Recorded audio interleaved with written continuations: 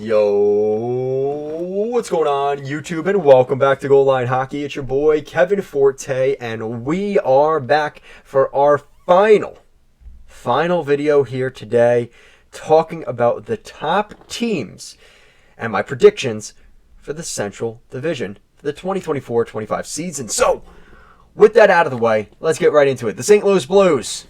Yeah, the St. Louis Blues are going to be number 8 in my predictions, and this one kind of surprised me as well, because I'm like, well, it should be Utah or it should be Chicago, but not necessarily the case. This is a team that I'm looking at the lineup right now.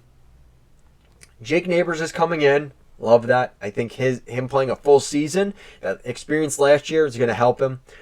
Radek Faksa, Alex Texier coming in on the third line. Solid. Defense is not the defense that we've seen. Ryan Suter and Matthew Kessel is your third pair. Scott Perunovich and Justin Falk is your second. And Leddy and Parayko is your top pair. I don't know. It's kind of a malaise for me. I think the biggest question for the Blues, whether they're better than teams like Utah and Chicago, I think it's going to come down to goaltending. You know, are we going to get the good version of Jordan Binnington or the struggling version? And I think that's really going to be key for them. Joel Hofer seems to be the next coming goaltender there, but we haven't seen that yet. So until we see that, it's kind of hard for me to put the Blues further up in this division. So I have them at number 8. I completely forgot to put points. I'll do that when I make my individual videos for these teams. I apologize. I completely forgot to do that. But I have St. Louis at number 8 in this division. I know I might surprise some people. So that means at number 7, I think this is going to catch a lot of people off guard. This is not the same team. You know, it's the same franchise, but it is not the same team we've seen before. The Utah Hockey Club is a different group. They've got a lot of their younger guys that have been developing and growing, and then they added some guys this summer that are going to make a difference for this team instantly. So the top line for Utah is Clayton Keller, Barrett Hayden, and Nick Schmaltz. It's still weird not calling them Arizona, but we'll get through it. Dylan Gunther, Logan Cooley, and Lawson Krause. I think that's actually a very solid second line. It's not better than most teams, but it's serviceable. Matthias Michelli, he had a really good season last year. Hopefully that continues. Bukestad, Josh Doan making the lineup, Kevin Stenlund, Jack McBain, and Alex Kerfoot. So this is a solid team, man. Like, as much as it's maybe not super talented at the top, like a team like the Rangers or the Leafs, it's very much plug and play. You can move these guys around a lot. And I think that's going to be a good thing for them. Defense got so much better. We're going to mention that now. So Sergachev and John Marino come in. I think that is the biggest additions to this team, is adding those guys to the blue line. There's going to be a much improved defense than what we've seen from this team in the past. Juuso Valimaki, Sean Dursey, Ian Cole, and Michael Kesselring. It's going to be better. It's going to be better for them. In between the pipes, Connor Ingram and Karel Vejmelka. Either of those guys can turn it on like that. But they can also have their slumps. So that's why I still, as much as I'm giving them praise here, it's an improved team. I'm excited to see some of the young guys developing there. But this is still a team that's going to hit a lot of growing pains up front, in particular this season. And I just don't think they have enough skill and depth on the blue line. It's going to be a rough season for them, once again. But I still have them finishing ahead of the Blues, so you could take that with what you will. At number 6 here is the Blackhawks. I'm very weird about this one, because a lot of people will probably put the Blackhawks as last in the division. But then you look at this lineup, and I think there's a lot of promise here. They could do damage in that division. So Tyler Bertuzzi, Connor Bedard, and Teuvo Teravainen is your top line. Teuvo Teravainen is back on the Blackhawks. I'm really excited to see him back there. I think he's happy to be back there. I think a lot of the Blackhawks fans getting that nostalgia, remembering. That was a little bit of a fan pandering bringing him back, but nonetheless, I think he's a great fit there. I think he's going to play well with Bedard. He's played with Aho for many years and done well. I think he's going to bring that similar vein to Bedard's game, and we're going to see a better version of Connor Bedard we didn't see last year. He wasn't playing with enough guys that could play. Teuvo Teravainen brings a genuine scoring threat to this lineup. Taylor Hall, Athanasiou, and Kurashev is your second line. That's all right. Third line, Foligno, Dickinson, and Mikheyev. Fourth line, Craig Smith, Donato, and Lucas Reichel. So a lot of big boys there, and a lot of defensively reliable players, which means, yeah, not a lot of offensive talent in that bottom six, but I think they're going to be okay. I think you got some talent there that they can work with. But it is what it is. I think they're going to really focus on defense this season. That's going to be their key point here. And looking at the defense, it is much improved, honestly. Martinez and Brody come in. Korchinski and Murphy is your second pair. Vlasic and Seth Jones is your top pair.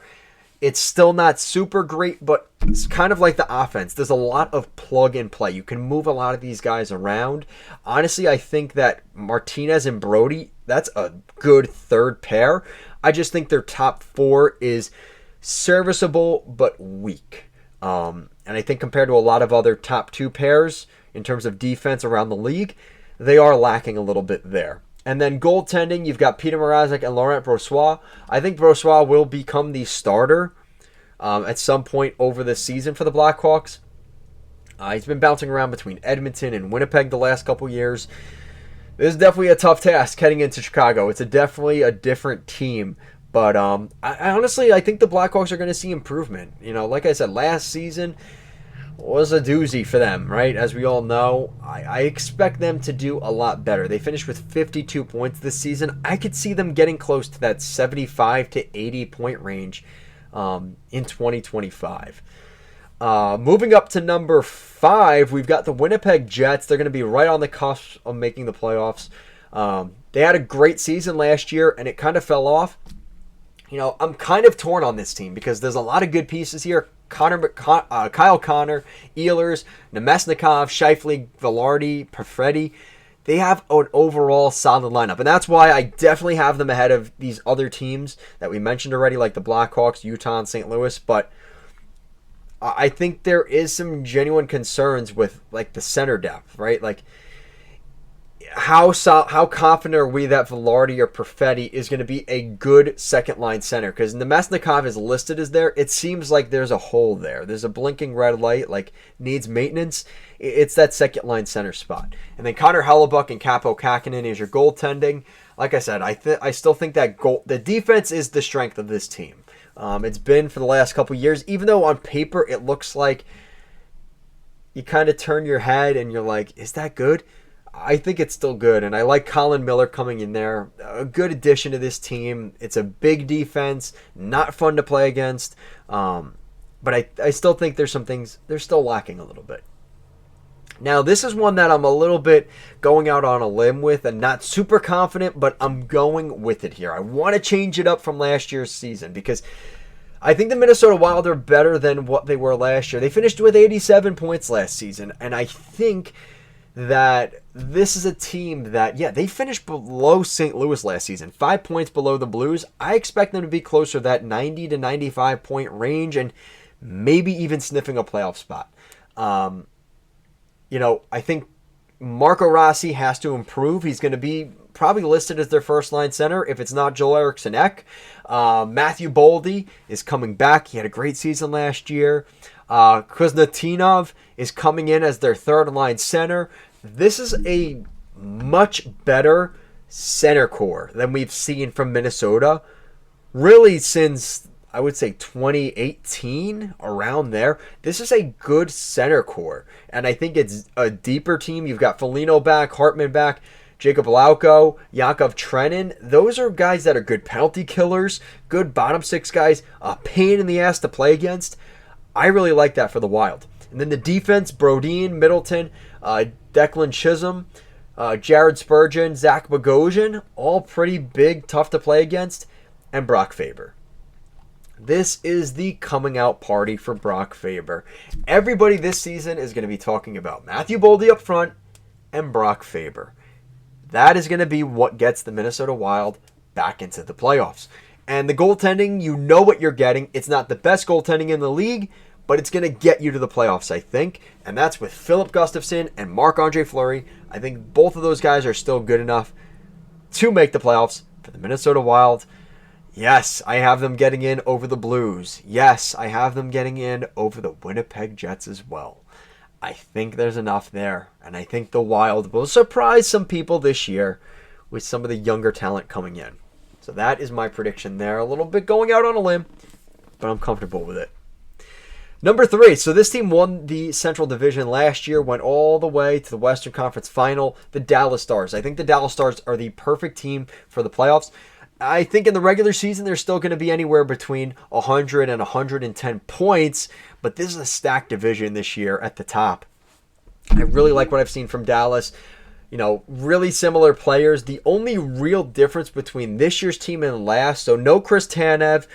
He's going to be replaced with Lyubushkin and Brendan Smith. And then up front on that third line, for so many years we've seen Radek Faksa there. We are going to see Mavrik Bourque get a permanent spot on the NHL roster for the Dallas Stars this season. I am really looking forward to seeing him in this lineup next season. I think there's a lot of potential with Mavrik Bourque, and he is eventually going to be a top 6 player, maybe just not to start this season. But I'm really excited to see Mavrik Bourque and what he can do. Goaltending, it's Jake Ottinger and Casey DeSmith. It's weird seeing Casey DeSmith not in Pittsburgh, but that's what we're going with here. Like I said, anywhere between 100 and 110 points, Dallas is going to finish there. And that means people are saying, Kevin, you do not have Nashville ahead of the Dallas Stars. Yes, I do. Yes, I am okay. And here's why. This team, they needed a half the season to kind of put everything together.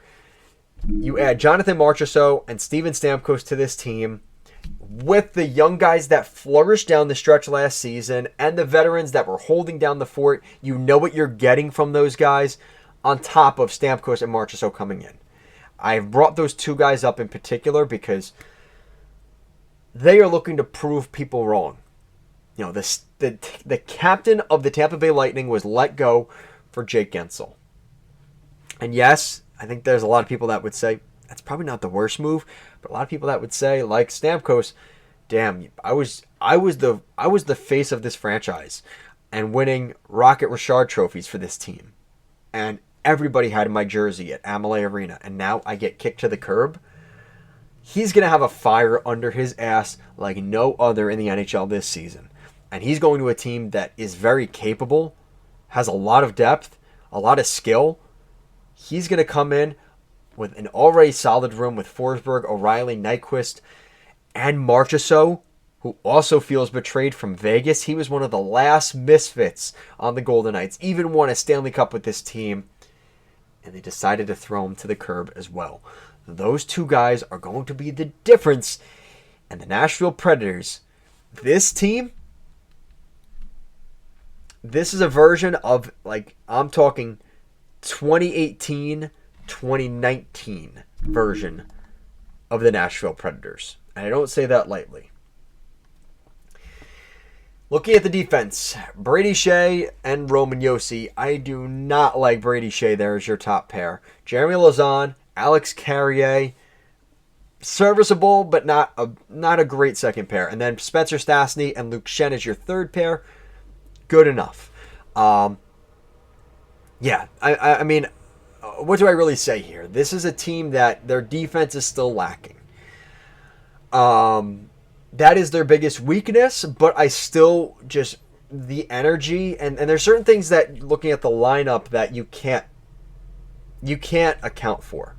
And I think those guys are going to be really trying their best because they saw what happened with Stamkos and Marchessault, and just what this team showed they are capable, even without those guys last season. With that added on top of it, Barry Trotz has built a quiet monster that is hiding under the reeds, you know, kind of hiding low.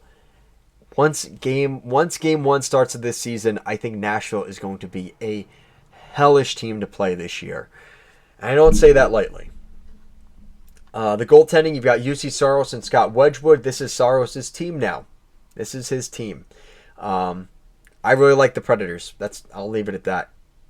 And then at number 1, to wrap up our videos here, we went through the Metro, we went through the Atlantic, we went through the Pacific, and we're going to wrap up the Central, winning the Central Division this year with anywhere between 100 and 115 points. I think it's going to be a good year again for the Colorado Avalanche. The Avalanche have not gone anywhere. This is still a really legitimate team. Jonathan Drouin, Marchessault, and Rantanen is your top line. I would say that's one of the best first lines in the entire league. Second line is still really solid, but some different faces. Arturi Lehkonen, Casey Middlestat, and Nikolai Kovalenko. That could be a really secretly dangerous second line. Miles Wood, Ross Colton, and O'Connor is your third line. Parker Kelly, Chris Wagner, and Joel Kiviranta. That's a big fourth line. I like that. Defense is solid, man. Solid defense. Best defensive pairing in the league. Devon Toews and Cale Makar. Second pair, Sammy Girard and Josh Manson. That's still very solid. And then Brandstrom and Chillington. Not the best third pair. Definitely not the worst, though. It's serviceable. I think the Colorado Avalanche have a pretty sick team coming back this season. Justin Anunin and Alex Georgiev is your goalie situation. You also have to remember Gabe Landeskog and Nichushkin, both not on the roster for either injury or off-ice situations with Nichushkin. We'll see what happens there. This team is legit. They've got the core intact. They've got the skill. They've got the depth. The biggest weakness for this team, I could argue goaltending, but I think it's good enough. Right, we saw what the Oilers did with Stuart Skinner last year. That's definitely capable here. And even when the Avalanche last won the Cup, right, when they won the Cup, Darcy Kemper, and he's been kind of middling since then. If you catch the right guy at the right time, a hot goalie, you should be okay. They can do that with this team. Man, I like the Avalanche. There's really no way about it. This is a team that's going to be a problem once again this season. And I'd love to know what you guys think down below, your thoughts. Like I said, to recap real quick, the Blues are going to finish 8th in this division. 7th is the Utah Hockey Club. At 6 is the Chicago Blackhawks. At 5 is the Winnipeg Jets. At 4, the Minnesota Wild. I know a lot of people will probably disagree with me on that. At 3 is the Dallas Stars. At 2, the team to watch in the 2024-25 season, the Nashville Predators. And of course, at number 1, winning the Central Division again, it's probably going to be the Colorado Avalanche, but for good reason.